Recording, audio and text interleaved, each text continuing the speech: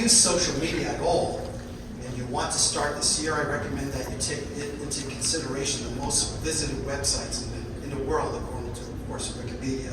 And those are, again, Google, YouTube, Facebook, Twitter, Instagram. And then I guess I'm going to learn a little bit more what else to look into.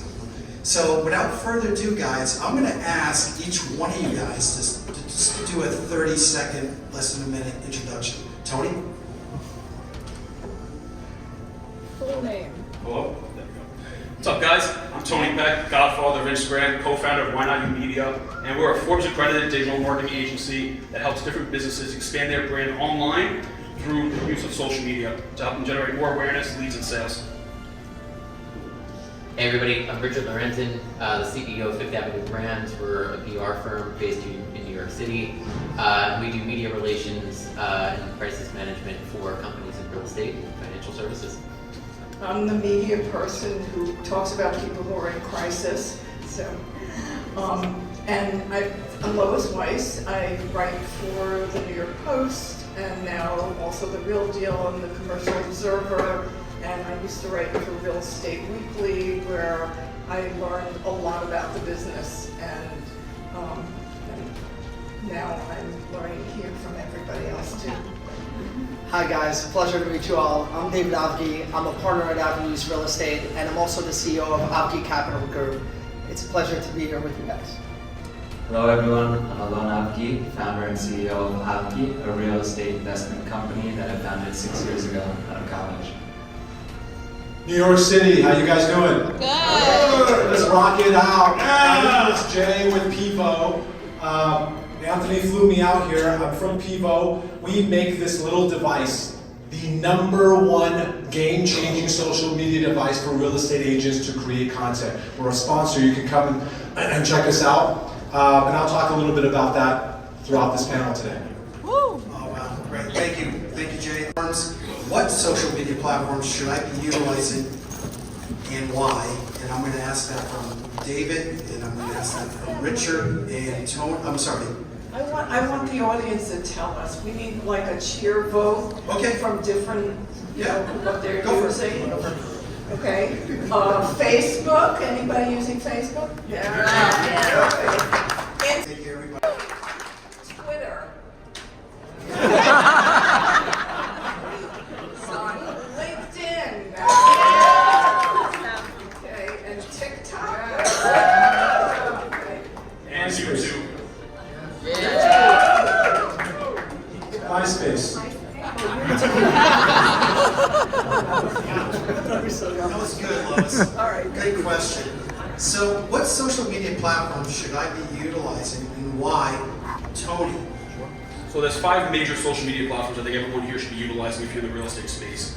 First one, obviously, being Instagram. That's going to be your main platform to generate business and also building brand at the same time. But also, you should also be utilizing LinkedIn. It's a great professional network to also have brand awareness, and you're going to get great reach on that platform right now as well.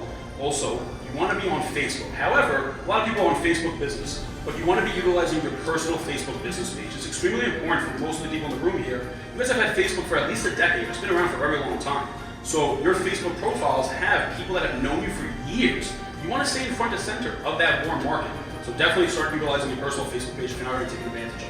You also want to be utilizing TikTok, great place for actual brand awareness as well.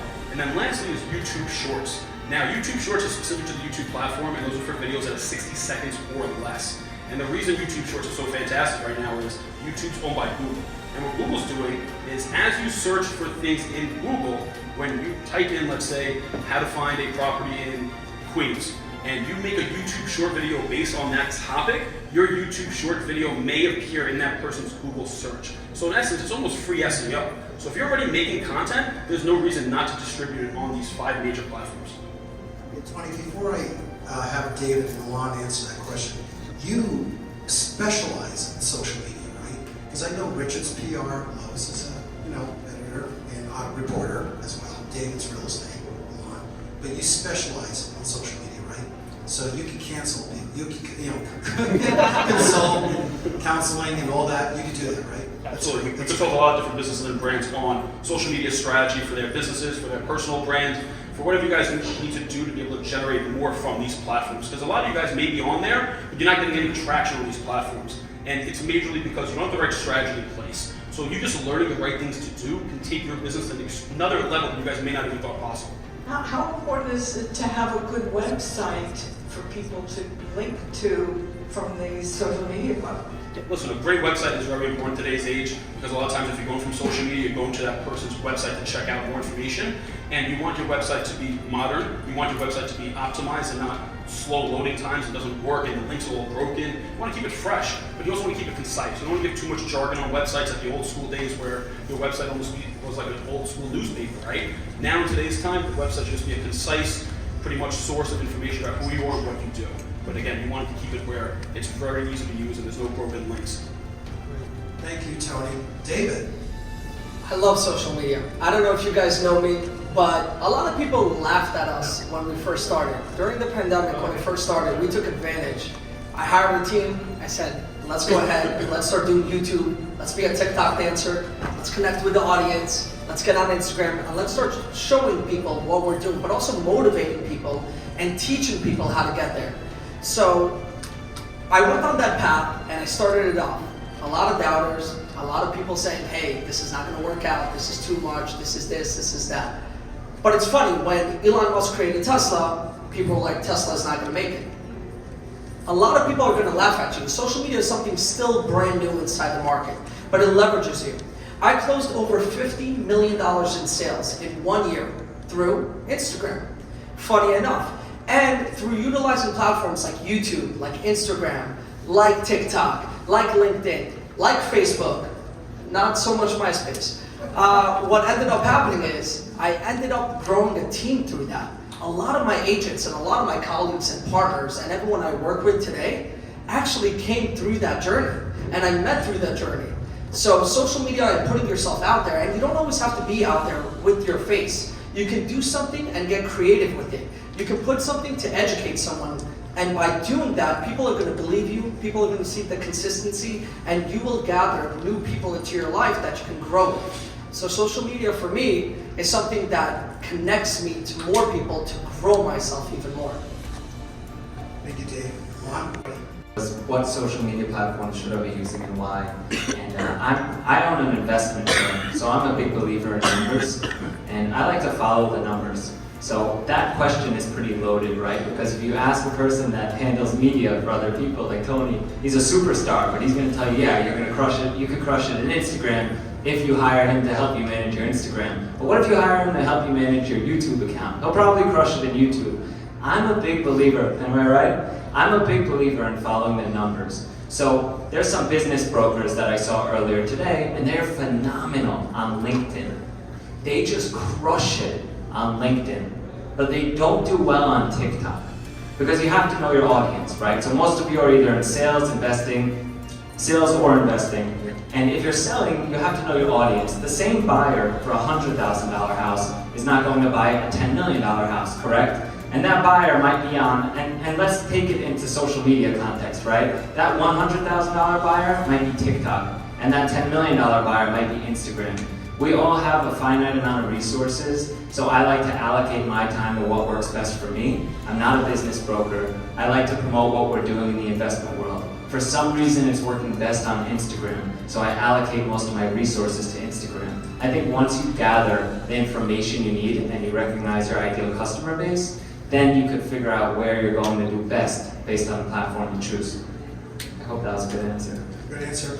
Thanks, Juan. Lois, what are the downsides of using social media or the press to make your case? Okay, so my daughter was on Shark Tank a number of years ago with her company. What company?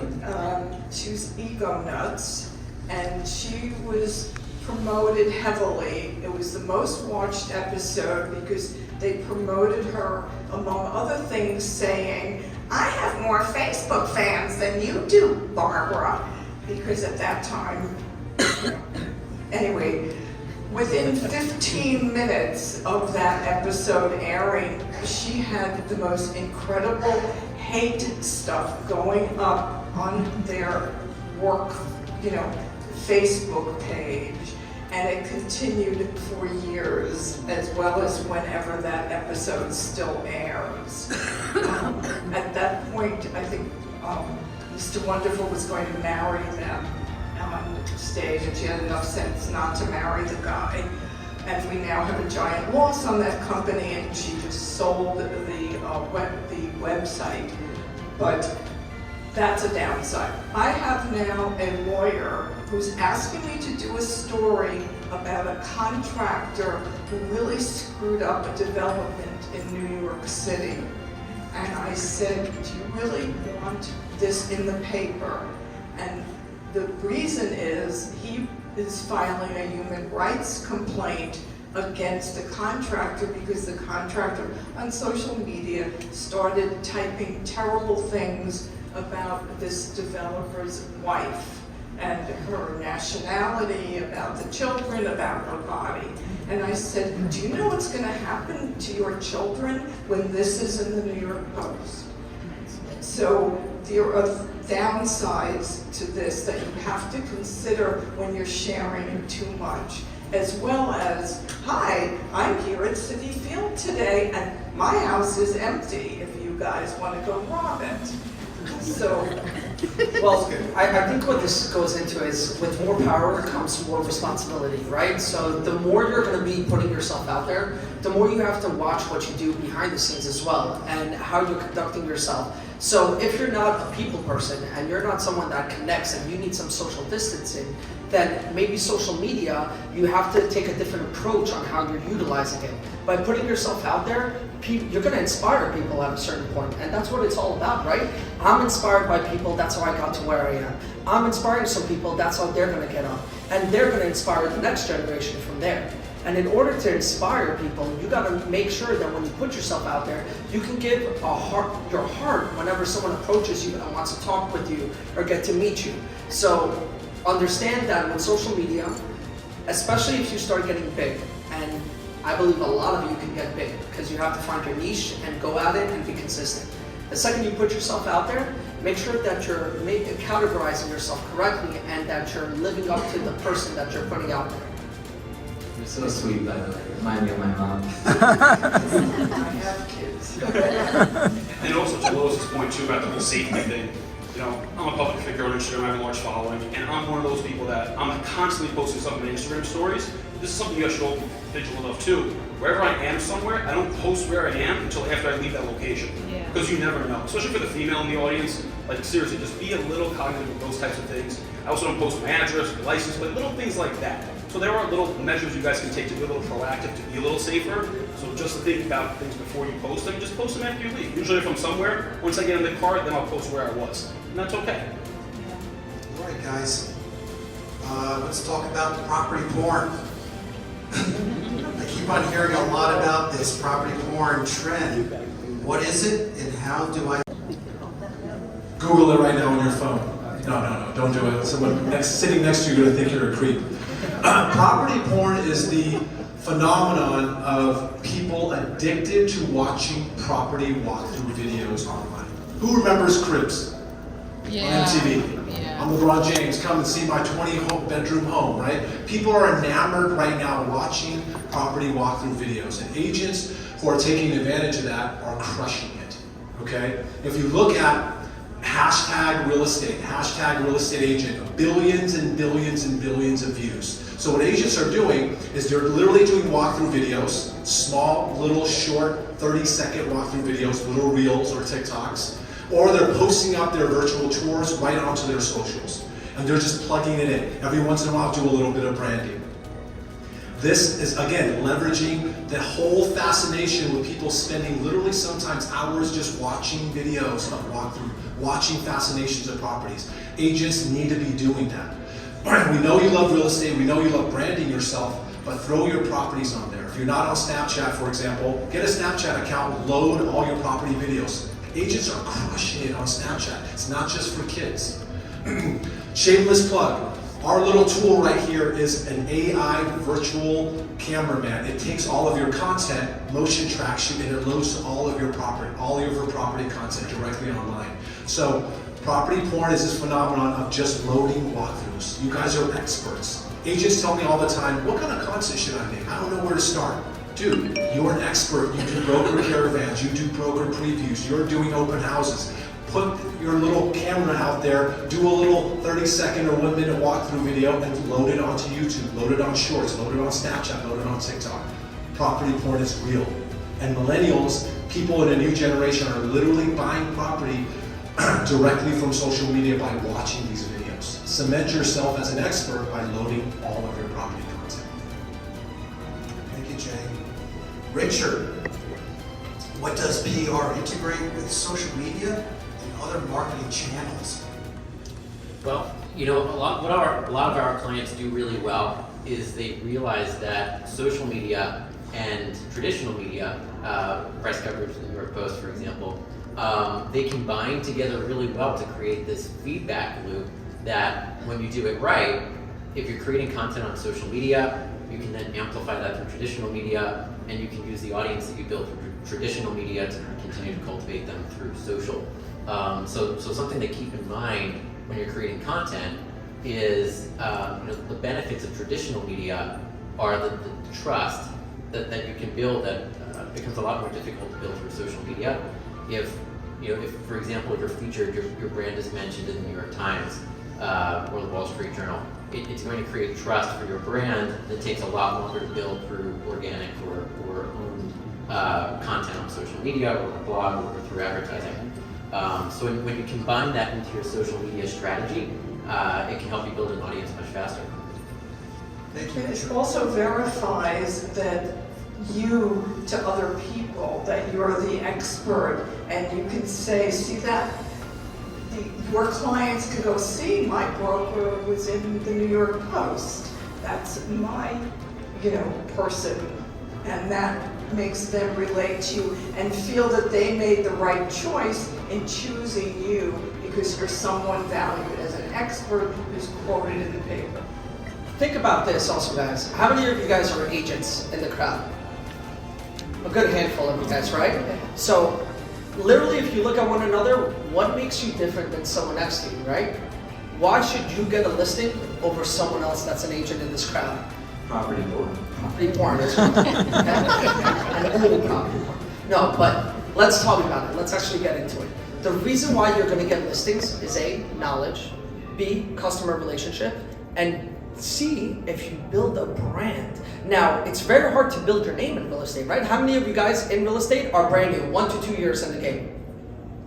A good handful of you guys, and you're here to network, to meet people. It's very hard to get your name out there your first couple of years. It took me 5 years before I even knew what I was doing. That's the honest truth. It took me a long time to really understand before I became really big at what I do.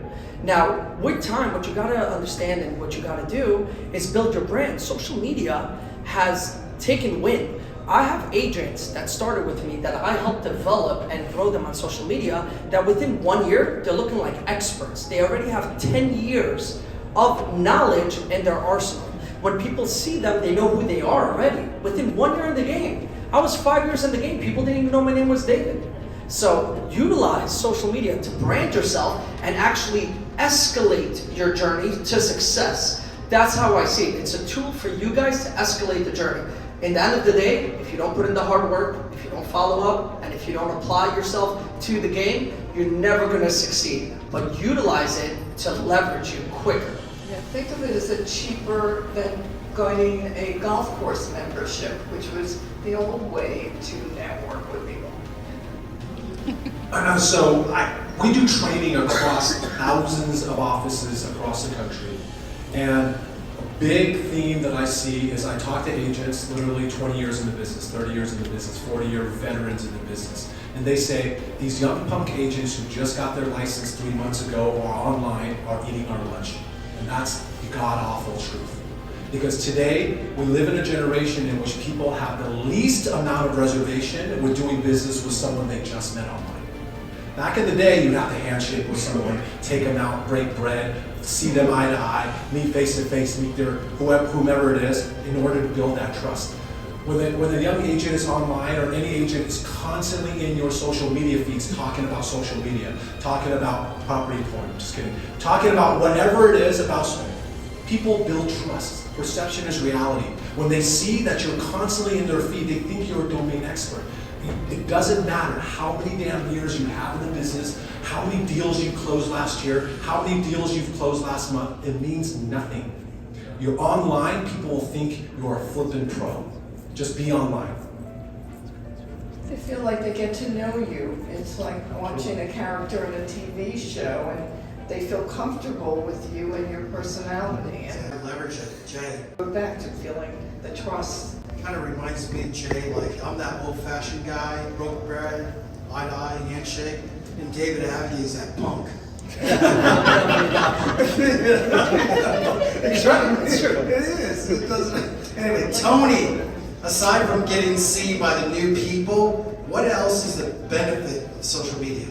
How many of you here have lost a deal to someone you know because they forgot what you do? Raise your hand. Okay, good, good. So one of the biggest things for social media isn't just about the new people that you can generate potential business from.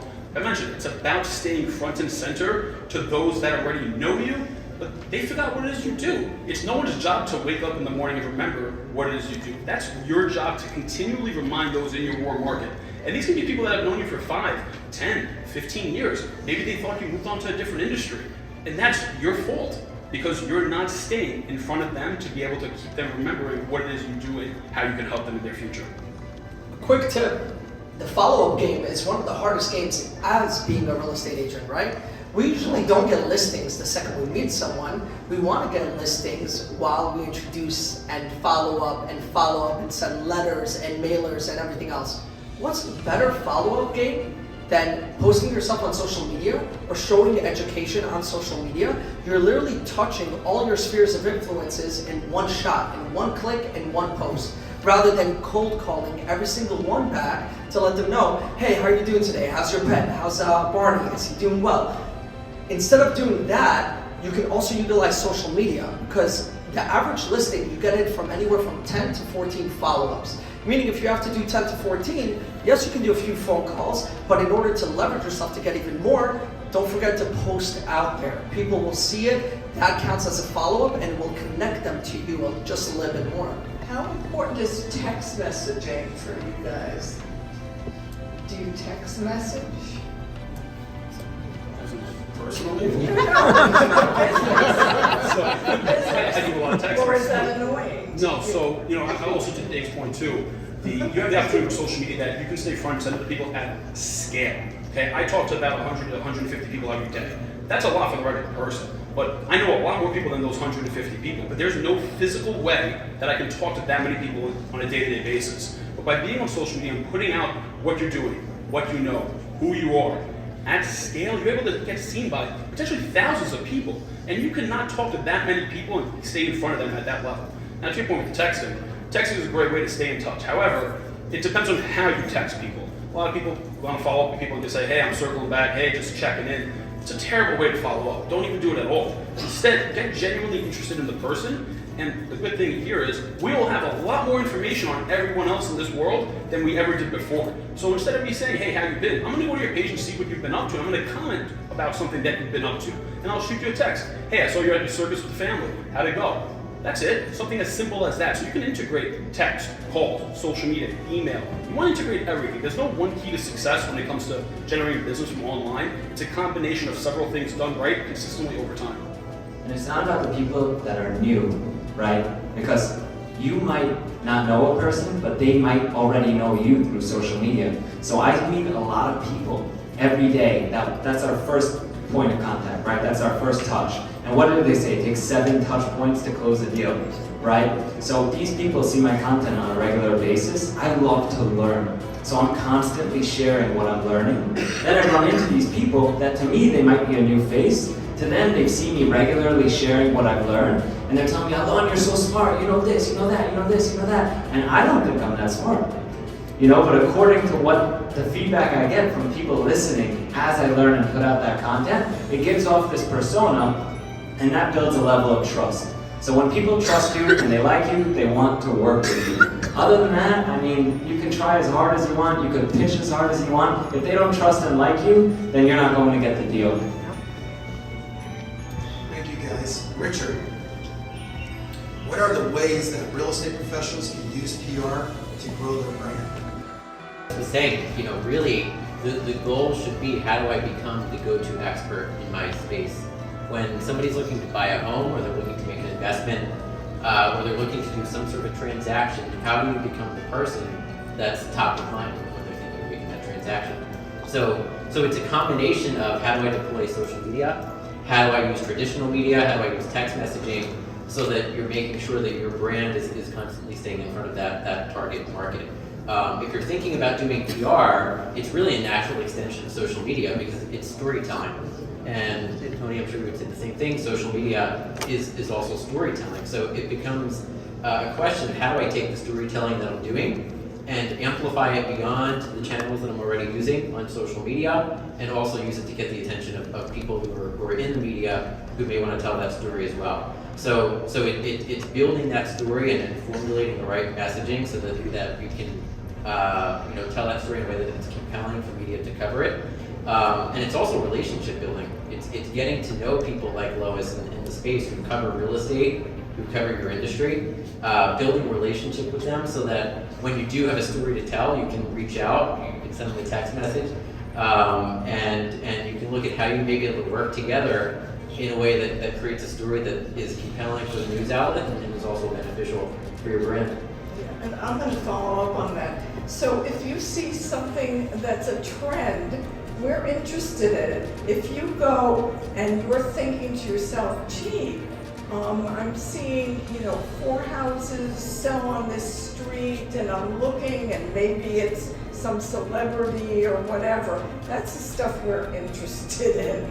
And to learn to work with a reporter, the first thing you want to do is say, everything I'm telling you is off the record. Then we can go back, and if you want to quote me, we can discuss my quote and fix it. The second thing, respond to the reporter. One of the great retail brokers who unfortunately passed away, Faith Opinsolo, if I needed a quote at 5:30, 6 o'clock at night, and I called her, she got on the phone, and then at some point she goes, oh yeah, I'm still in Italy. She called me back from anywhere in the world, and that was, very important. So if you want to work with reporters, set up a relationship, feed them information. If you have a confidentiality agreement, I respect that, but hey, you found out from your friend who has a conflict, you don't tell me about the other guy's deal, and we'll get you on another time. Very good, Lois. There's actually a lot of overlap with social media too, because the content that you're creating, when you're creating that content, you have to be thinking about adding value, as opposed to, how do I sell this listing, or how do I sell my brand, how do I sell my product. It's about, how can I create value and create content that's compelling. And if you do that, you'll get a lot more reach in the content that you're creating. Thank you, Richard. Jay, I'm camera shy and I don't know what type of content to make. How do I get or learn content ideas? So I'm asked this all the time in our trainings, and it's a legit question, especially with real estate agents who want to do more video, right? The number one New Year's resolution in 2023 is what? Content and video. Agents want to do more. They know they have to do more. Everything we're talking about up here is not something you guys don't know, you guys want to do, right? But when it comes to content, what do? One thing I do, I tell agents all the time, a couple things. First thing I do is I go on your social media platform, search up hashtag real estate. Search up hashtag real estate agent in Milwaukee, real estate agent in Atlanta, real estate agent in LA, whatever it is. And you're gonna see tons of videos of agents doing all kinds of stuff. Top 3 tips. Don't trust your local real estate agents. Why this is a good time to buy a home. Did you know sellers can subsidize your interest rates with rate buy downs? There's all kinds of really cool videos, and you're gonna get ideas. And you're gonna see viral videos that get tens of thousands of views. And you know what you're gonna do? Copy the same shit that people say. Because a viral piece of content is a copy of another viral piece of content. But you're gonna do it in your own way. So that's just a start. Yes, you need to make unique content customized to you, who you are, that resonates with your audience. but start off by just copying things that people have already done. And we've successfully trained agents to do that, and guess what? They thrive off that.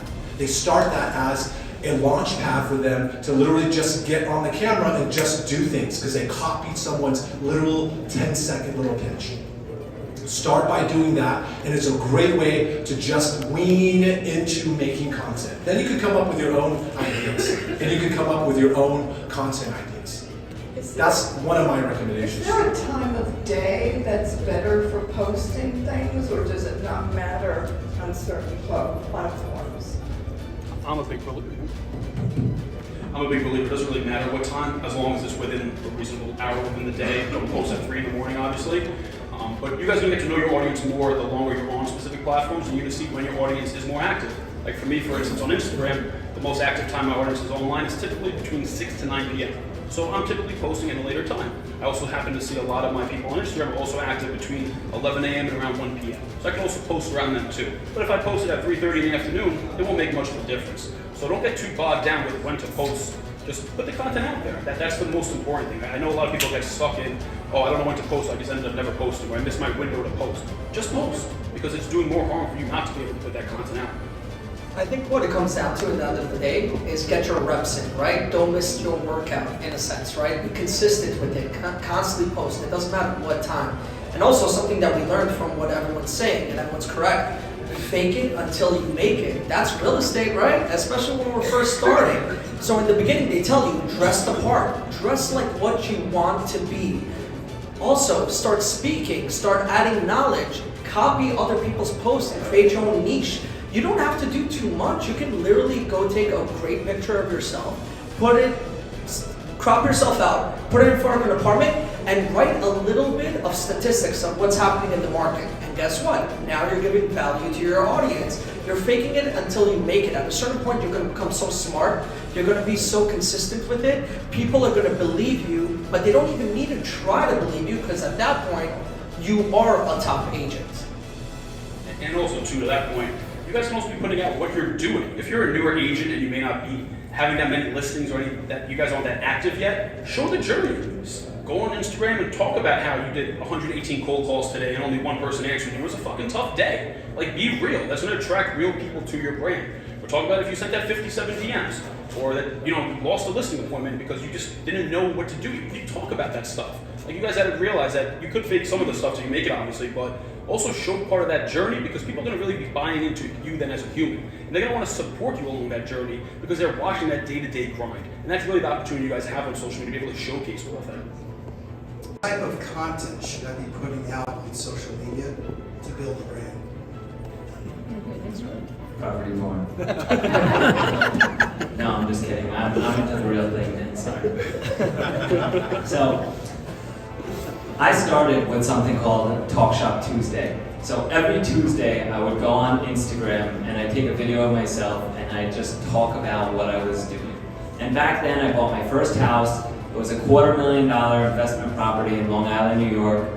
And I took hard money to do it. And I would talk about how I borrowed money at 14%. I could see the debt brokers salivating out there. And it worked out, so people were like, you're crazy, you're out of your mind. It got engagement. And believe it or not, people actually like bad news more than good news. So it happened to work out. They're like, this kid's a moron, and all this stuff. And I just took it, because it just rolled off the shoulders. And with social media, you have to let it roll off because people will always hammer you, no matter which decision you make. I kept posting about this, and one property led to 4 properties led to 8 properties led to 60, and then and now it's like 500 units and a couple 100,000 square feet of development. So that's been growing over the years, and I no longer take debt at 14%. But you just gotta post what you're doing and that you're passionate about, and people will relate with your passions. If you're trying to hard sell people, I always tell everyone, don't hard sell. If you come up to me and you're like, I have a title company, you need my title. What? Why would I work with you? What can you offer me? I no longer need these people. So you gotta come in with your competitive advantage, right? You talk about what you're good at, what you're doing. You teach people for free. Don't be boring. There's so many people doing this now. And with time, people will relate to you, and it's like a bell curve. It starts off low, it gets even harder, and then boom, it skyrockets. So are people giving you money because they've seen you on social media to invest? I wouldn't say giving. You know, Not these days, it's not that easy. giving is a very nice gesture, and if you have anything to give, We'll take it. I'll connect you with Chabad, because they like taking it. And I love Chabad. So, no, nobody gives me anything, but they do invest with me. And actually, I doubled down on social media when I was a guest on somebody's podcast. Podcast is no longer around. It was called Young Minds. And while I was on this podcast, they had 60 listeners. It wasn't a big podcast at all.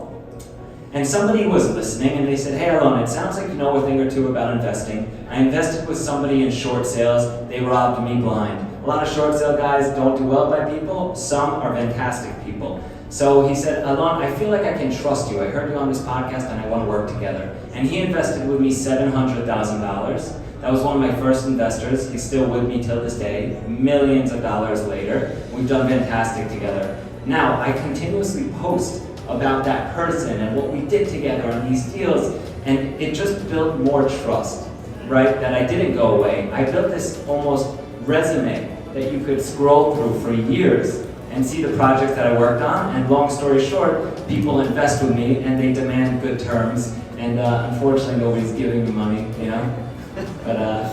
But your name is everything. That's really what it comes down to, right? Social media will leverage you there, and same thing when it comes down to getting investors, when it comes down to getting buyers, to getting sellers, your name is what's going to leverage you. You want to make sure you put yourself out there and then do right by people. And then if you do that, you have a resume, and then the referrals start coming in. I want to chime in real quick. I have I like the Trojan horse content technique. And I have a rule that I teach people. It's called the 4-to-1 ratio rule. We know you guys love real estate, but real estate doesn't define who you are. 4-to-1 ratio rule says 4 personal posts to every 1 professional post. I see real estate agents, all they're doing every day on their stories, on their grid is real estate, real estate, real estate. Back off that a bit. Talk about yourself personally. People connect with you and resonate with you because they like who you are. Maybe you love yoga, talk about yoga. A lot of agents doing cooking videos, and then they slide in something when they're showing their possible of their sauce. Boom, did you know about 1031 exchanges? I'm the local real estate expert. Slide that in. Talk about you personally. Build yourself as a brand outside of your profession of real estate. And every once in a while, deep dive into some real estate content, right? You build rapport that way, you build trust, and therefore you're not also getting people to always, flag on, oh, this guy's a real estate guy. I'm always seeing this guy professing and talking about real estate. Do something unique to you, personally, and then connect it with real estate, because people are going to want to do business with you, not because you know so much about real estate, because you guys are all dying a dozen, but they're going to connect with you because of who you are and how they connected with you personally, due to some story, due to something you like, due to things that you love to do, hobbies and things of that nature. So can you do your cooking show at your listing and say, hey, I'm cooking, and check out this kitchen, and the pot filler and all of that, or People are taking notes. You can do everything, and this is back in the day. It was write an amazing agent bio, right? Whenever we joined the firm, they're like, okay, let's get the bio, right? That's the number 1 thing I tell my agents. Picture bio cards. You can start. Your bio is who you are, and he's 100% correct, and so is Allon. Allon is saying, I'm not going to work with someone based on you coming and aggressively pitching me. I'm going to work on you, and I'm going to work with you if we connect. So your bio has a lot to do with the way that you can connect with the audience, right? Let's say you're part of charity organizations, and someone else feels the same love for those charity organizations. You might actually connect through that. If you love any sports, you love the opera, ballet, whatever it is, basketball, you never know who you can run into. So make sure you put yourself out there as well, because who you are is going to be a connection to someone else. And we don't need the entire market. If we even get 0.0001% of the market to work with us, we're all going to be amazing. We're all going to be successful. you know, it also builds a great level of rapport with your audience because now they get to know who you are. And to everyone's point here, people buy from those they like, know, and trust. And if you're only posting, stuff within your industry, no one's going to really know about who you are. They're not going to really trust you that much because you're selling shit down their throats. So, like for me, I'm a big cigar guy. I love cigars, so I post cigar reviews. And guess what ends up happening? People want to smoke a cigar with me. And guess what ends up happening when we're smoking a cigar? We end up eventually talking about business at some point. We become friends, and then we end up doing business. So that's got to be your mentality. Be able to put out who you are to attract those that are similar to you. They're going to like you because of the things that you also like and you have in common with them. You guys get together, you're going to end up talking about business, and then when they like you and you become friends with them, it's going to be that much easier that they're going to choose you to actually do business with. And growing on social media is pretty cool, to be honest. I mean, some people say, it's no big deal, whatever, but I speak the truth always. I'm an extremely frugal person. I don't buy nice things. I just like to live a modest lifestyle. And I get sent gifts all the time. People try and find me. I'm getting flown out to Florida next week. Like, it's the coolest thing in the world. Sugar baby. Yeah, right. All because I have these followers on social media based on what I talk about, you know? And it's pretty cool because then it lets you become a better person of yourself, a better version of yourself. You get this attention, and with attention, you dictate the way it goes. You can either take it and turn it into something beautiful, or turn it into something horrible. How has the landscape of news media changed, and what is its importance to real estate professionals? Well, I mean, the importance is the ability that media has to be able to build trust for your brand. It's something that you can't build on any other platform. You can't do it through paid advertising, just because of the inherent nature of what paid advertising is. So the ability that earned media coverage has to be able to build trust for your brand is something that, whether you're a broker, whether you're an agent, an investor, a developer, a lender, is something that you need to be harnessing. And so it's something that every professional should be paying attention to. Thank you, Richard. Lois, how do you become strategic in the social media and so you are not wasting your own time? Well, I ask these guys because, I don't know, sometimes I feel like I'm putting stuff out there and it's going into la-la land and nobody's reacting. So, you never know who's watching. I think that's one of the biggest things I want you guys to take away from today. And I hear this a lot from a lot of people we've worked with, before we work with people. Tony, I'm only getting 72 likes. Would a lot of you guys feel comfortable speaking in front of a room with 72 people? Probably not. But those 72 likes are actually 72 people. So I bet you take the time to actually connect with them and build a relationship where you can potentially do business. We got so caught up in the social media, this world that we're in, that they're just metrics to us. But these metrics have real people behind them. Imagine this entire room here. Maybe there's 100 people, 150 people here. Some people would say, if I got only 150 likes on my post, that's not a lot. But imagine these are the 150 people that actually liked your post. You could be doing business with a lot of people in this room. So you kind of want to change your mindset when you're on social media about the vanity metric, about these low numbers, because you never know who those people are. They are real people, and you never know who you can do with them. It's also not only about posting, right? All of us are talking about posting right now, but earlier I spoke about title. And there's a guy named Sam. I'm going to give him a shout out. Sam. He works at a title company, and something went wrong in a deal that we did with their title company, right? So I was very upset with them. But Sam is a superstar. I mean, this kid Sam brings me investor after investor, deal after deal, and he doesn't post a lot on social media. What he does is he goes to these big accounts like Traded, The Real Deal, all these people, and he scours through and he reaches out to hundreds of people. And he says, hey, do you have a deal? Who's your investor? Do you have a deal? Are you looking to invest? Non-stop. And what he does with that is he lays it up to operators like myself and probably other operators that he trusts and does a lot of business for. And that, in turn, relates to him getting lots of title business. So when other people approach me for title, and I say, what can you offer me? They say, well, I can do this with you, I can do this with you, this is not kosher, this is kosher. And that's irrelevant, right? Bring something first, and then you get back. If you haven't read The Go-Giver, I highly suggest it. It's probably one of the best books I've ever read. But it's all about giving first, and then receiving back, without really anticipating getting it back. So Sam, he gets most of my title business because of what he's given me time after time again, even when his company dropped the ball. And by the way, guys, to get listings, you have to give. You don't get a listing signed right away. You have to give knowledge, you have to give layouts, you have to give design, you have to give so much. You have to give an idea to developers on how I can enhance your property, to sellers on how I can get you top dollar, how I can market your unit. Social media can also work with you guys to leverage you when you're going to pitch for a listing. But on top of that, don't forget, give first, and if you're always giving out, even on social media, knowledge, experiences, and lessons to people, people will follow you and they will give right back. That's how the world works. And don't ask, there's this kid in the crowd, Ryan. Great kid, he's 23 years old. He's been laying me up time after time. Allon, I have an investor. Allon, I have an investor. You're gonna do great things together. He's a kid, he's a young boy. Right, I'm 27, mind you, but still. He keeps laying me up with these great people, and I'm going to do right by him and loop him in as one of my partners. You know, it goes unsaid, but he doesn't ask. He just keeps bringing them in. He's like, I'll be involved? Yes, you're involved.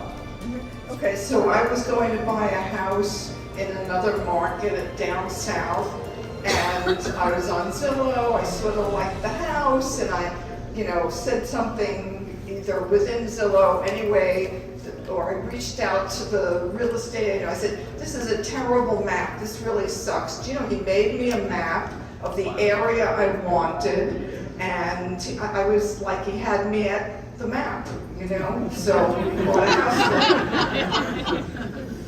So there are ways, if somebody complains to you online, say, okay, well, you didn't like that house. What kind of house did you want? Where are you looking? How can I help you? I know someone who does that thing or can fix this thing for you. So interact. Somebody, comments on my post, I go not only to their, I look and see their bio online. I go to look at their LinkedIn. I look at their Twitter. What do they say about themselves? So I want to know who I'm interacting with.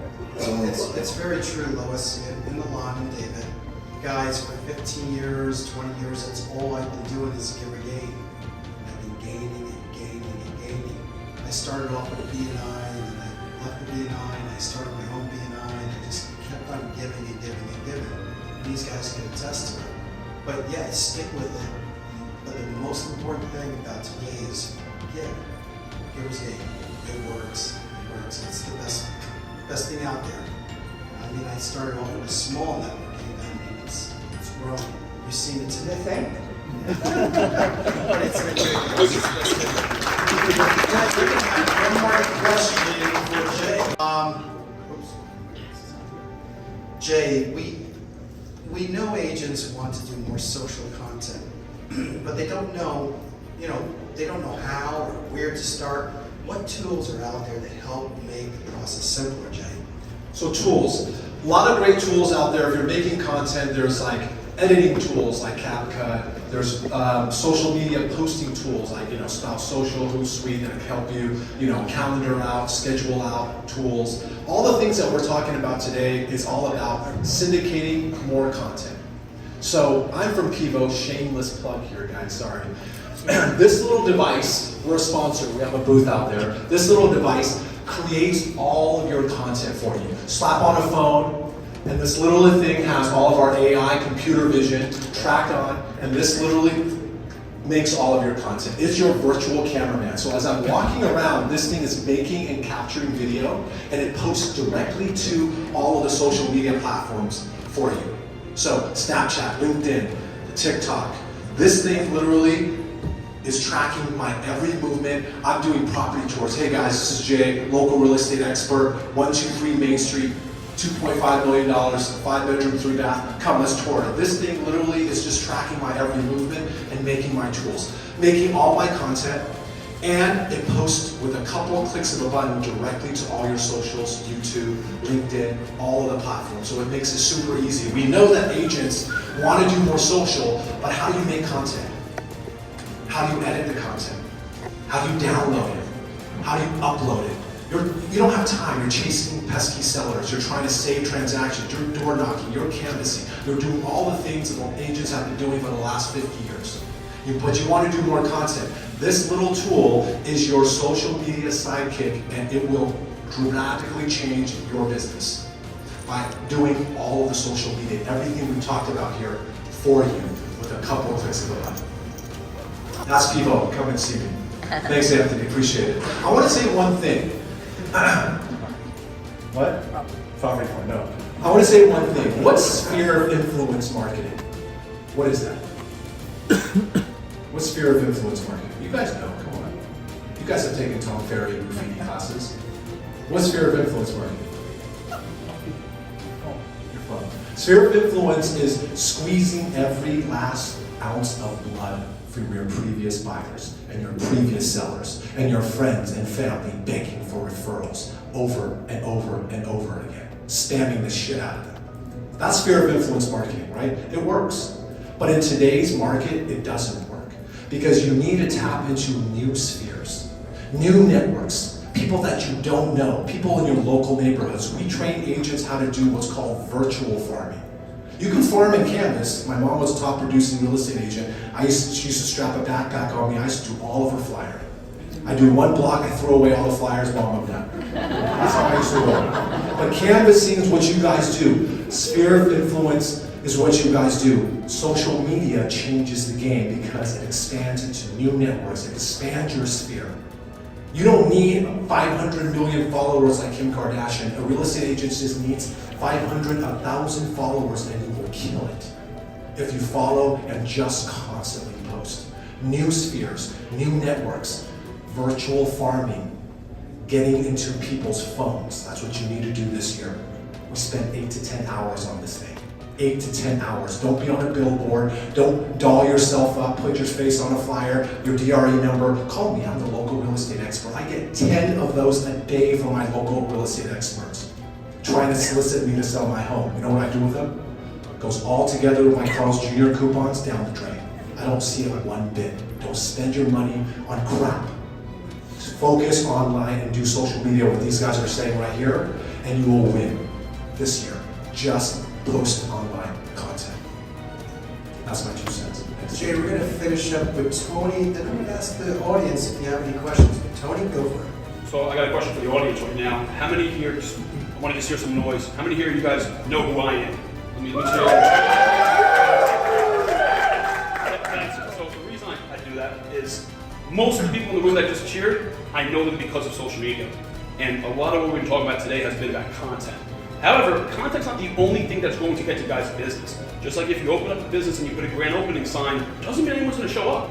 So how do you actually generate business by putting out content? You have to engage and connect with people online. Listen, it's social media, it's meant to be social. So be outbound, engage with others, support their content, share their content, DM them, and be engaging. The more active you are on these platforms, the more people that are going to gravitate towards you over time.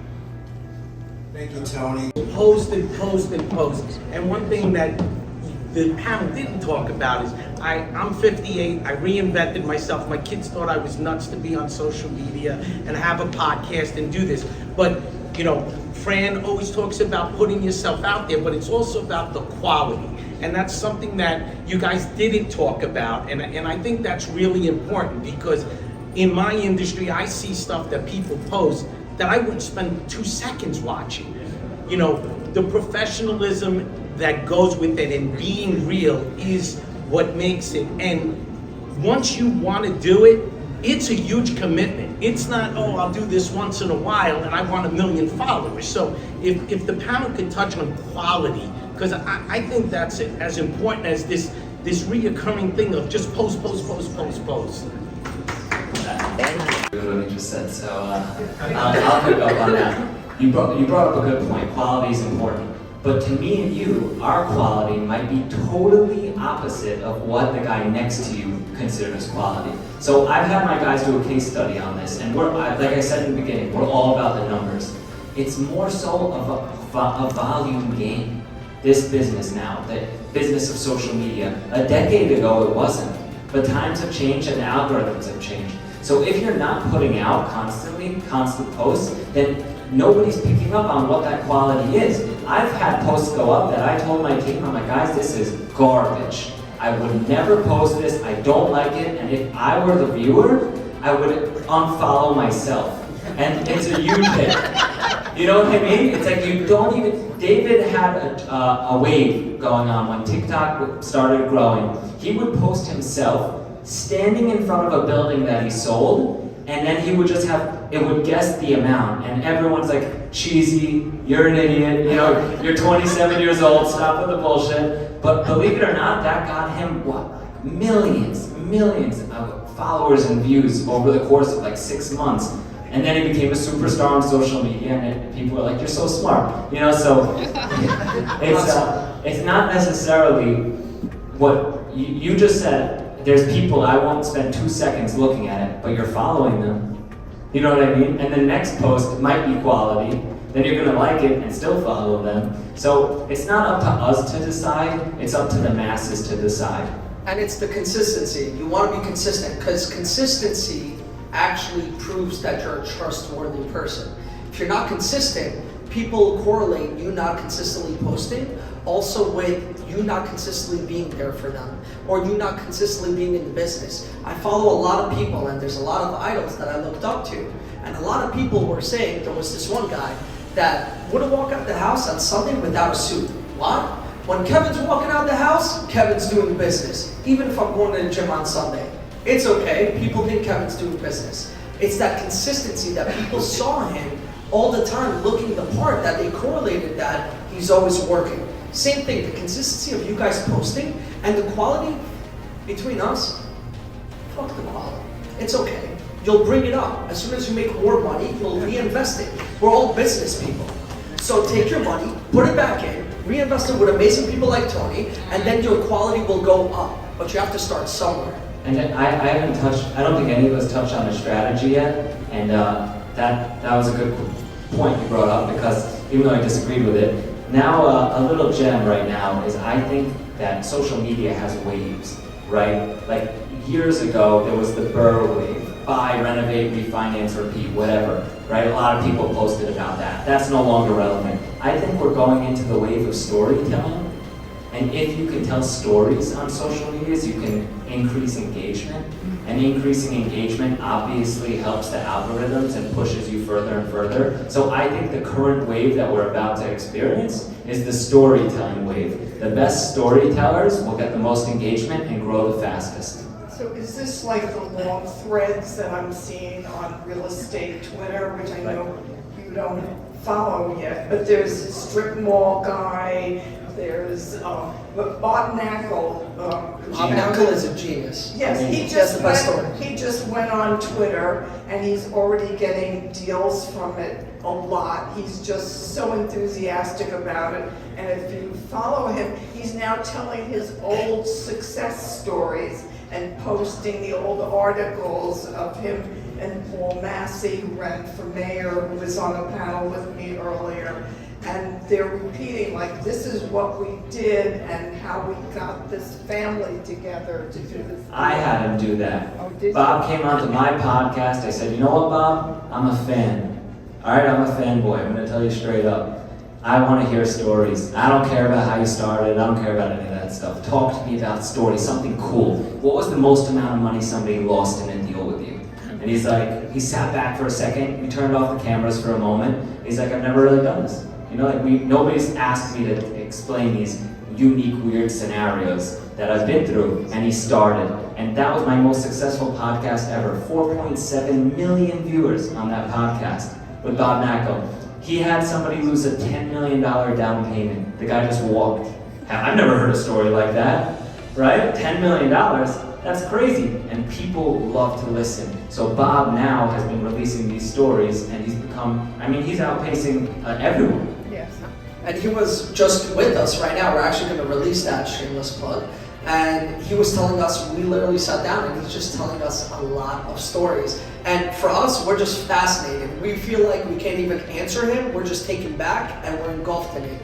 So if you could tell people your stories as well, it doesn't matter even if it's a $50,000 home that you lost, people are going to engage with it. It's cool. A lot of people are going to connect to it or be even fascinated by it.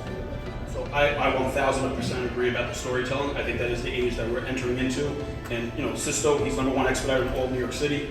But he does a great job with the storytelling because he creates the podcast as a long form and then he has the micro clips. However, I wholeheartedly agree with Tony Allon, and I love you. This is the second time we've done the panel before together. And the point is, we're in the industry of marketing, right? So what I see, a lot of you guys in the audience, I'm sure there's gonna be a lot of you guys that do this, you're in the real estate space, you post just listed, just sold, in contract, open house, these graphics on your feed.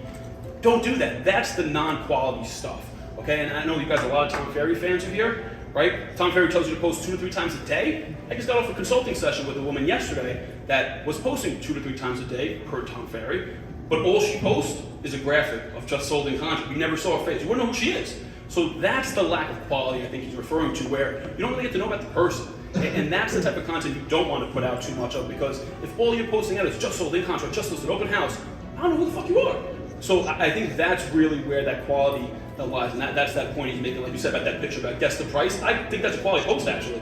But I think the just listed, just sold, those fucking flyers they throw up, like Happy Easter, get on the camera, do a video and say Happy Easter to all my followers. You know, like stuff like that, that's that difference in the quality. Not necessarily about the quality level video-wise, right? You can take a video on your phone. Absolutely, go for it, start there. Eventually you hire a videography team like us to produce your content, but don't be posting less quality content by just putting out these basic flyers that have nothing to do with who you are. It's not humanizing you at all. Go into some of the deeds. Look, some of you are selling properties that were owned by, I don't know, Alexander Hamilton or something. It could be more about the history or something that you're telling people about New York. Get them engaged. Guys, thank you. Us exhibitors, we have to dismantle.